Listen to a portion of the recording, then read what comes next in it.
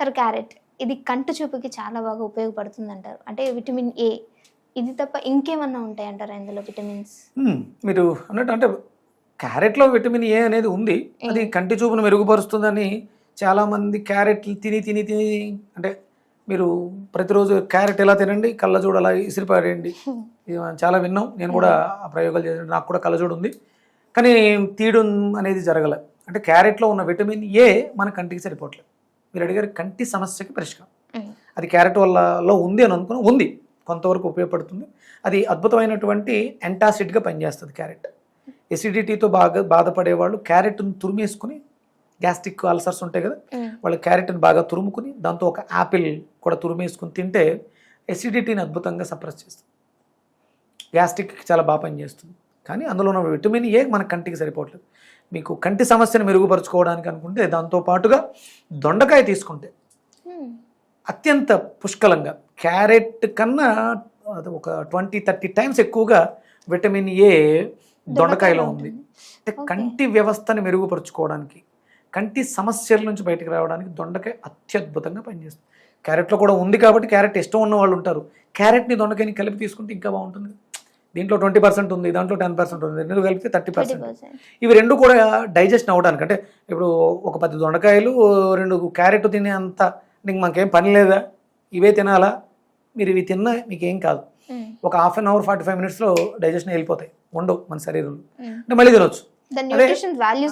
ఇమీడియట్గా మీరు నవ్వులుతున్నప్పుడు ఎంత బాగా నవ్వితే అంత న్యూట్రిషన్ వాల్యూని తీసుకోవటం పిప్పి ఇమీడియట్గా ఈజీ డైజెస్టబుల్. అవి చాలా త్వరగా డైజెస్ట్ అయిపోతాయి. మనం ఒక ప్లేటు టిఫిన్ ఏదైనా తీసుకున్నా వండింది 4-5 అవర్స్ పడుతుంది. అదే ఒక కప్పు క్యారెట్ బీట్రూట్ ఇలాంటివి ఏం తిన్నా 1 అవరే, మిగతా 3 అవర్స్ బాడీ చాలా రిపేర్ చేసుకోవడానికి అవకాశం ఉంది.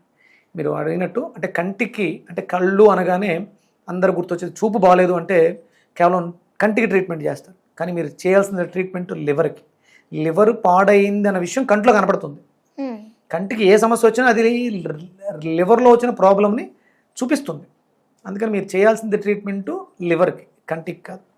పైన ఏదైనా కొంచెం కళ్ళు ఎర్రగా ఉంటే ఆ ఐ డ్రాప్స్ చేసుకోవడం అవి ఓకే, కానీ మీరు లివర్ మీద దృష్టి పెట్టండి. కంటి చూపు తగ్గిందంటే లివర్ పనితనం తగ్గింది, దాన్ని మెరుగుపరచండి, దాని మీద స్ట్రెయిన్ వేయొద్దు. అంతేగాని ఆ హాస్పిటల్కి వెళ్ళి సర్జరీస్ చేసి లెన్స్ వేయించుకుంటే లివర్ బాగుపడదు. కంటి చూపుని, లేని చూపుని కొని తెచ్చుకుంటున్నాం అంతే. ఇప్పుడు స్పెక్ట్స్ ఉన్న వాళ్ళందరిలో లివర్ దగ్గర ఏదో సమస్య 100% లివర్ ప్రాబ్లమ్స్ ఉన్నాయి. మీరు భూతద్దాలు వేసేస్తే భూతద్దాలకు అలవాటు పడిపోయింది. ఎక్కడో దూరంగా ఉన్నటువంటి దృశ్యాన్ని తీసుకొచ్చి అద్దం మీద పెట్టి దగ్గరగా చూపిస్తుంది కాబట్టి చూడగలుగుతుంది కన్ను స్టెయిన్. అది ఉండే కొలది ఇంకా పెరుగుతుంది. వీరికి ఇంత పెద్ద బరువు ఉన్న భూతద్దాలు పెట్టుకోక్కర్లేదు, లేజర్ ట్రీట్మెంట్లు చేసేస్తామని కంటిని బాగు చేసేస్తున్నారు. కంటి సమస్యకి కారణం లివర్ డ్యామేజ్. లివర్ని బాగు చేసుకోండి.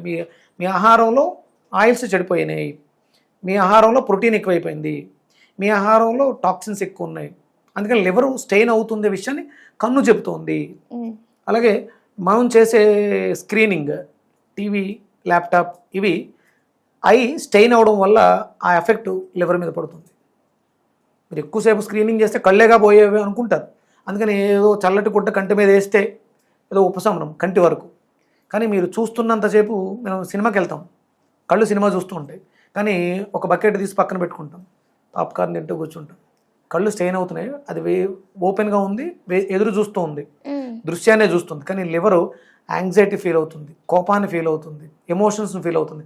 అందుకని పక్కన ఉన్న పాప్కార్న్ మీద ఉంటుంది, సినిమా మీద ఉండదు. ఇది ఎమోషన్. చూపు తగ్గిందంటే ఎమోషన్ బాగాలేదు. అందుకని తన కోపమే తన శత్రువు అంటారు. ఇది లివర్ మీద ఎక్కువ ప్రభావాన్ని చూపిస్తుంది. ఇప్పుడున్నటువంటి పిల్లల్లో లివర్ సమస్యలు కంటి సమస్య వచ్చిందంటే వాళ్ళు తల్లి భావోద్వేగం పిల్లల మీద కడుపులో ఉన్నప్పుడు జరిగింది కాబట్టి పుట్టిన వెంటనే కంటి మీద ఆ ప్రభావం ఉండి కళ్ళజోడు వచ్చింది. కానీ లివర్ని బాగు చేయండి. లివర్ బాగు చేసుకోవడానికి అత్యద్భుతమైన ఔషధం దొండకాయ. దీన్ని ఏ రూపంలో అయినా తీసుకోవచ్చు అంటారు. హ్యాపీగా పచ్చి కూడా తినేయచ్చమ్మా. చాలా అద్భుతంగా ఉంటుంది, పులపులగా ఉంటుంది, వగరుగా ఉంటుంది. అంటే పులుపు రుచి, వగరు రుచి మనకి చాలా అద్భుతం. అలాగే పండిన దొండకాయలు ఇంకా బాగుంటాయి. పులుపు ఎక్కువగా ఉంటుంది, వగరు ఉండదు, కంటికి చాలా అద్భుతంగా పనిచేస్తాయి. పండాలి. దొండకాయ ఎంత పండితే అంత మంచిది. మనం సహజంగా కూరలు ఏపుడు వేసేటప్పుడు పండిన దొండకాయలు పాడేసి పచ్చి తీసుకుంటారు. ఈసారి పడేయద్దు, కడుపులో పడేయండి.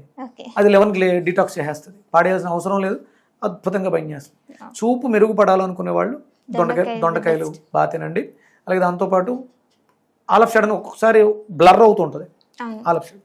దానికి మనకి బెండకాయ చాలా అద్భుతంగా పనిచేస్తుంది. ఈ కాంబినేషన్ చాలా బాగుంటుంది.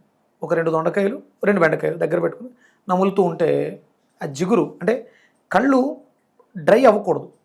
అక్కడ ఉన్నటువంటి వాటరు డ్రై అయిపోవడం వల్ల కళ్ళు కొంచెం మండడం, ఈ ఇబ్బందులు ఉంటాయి. అందుకని చూపు తగ్గుతుంది.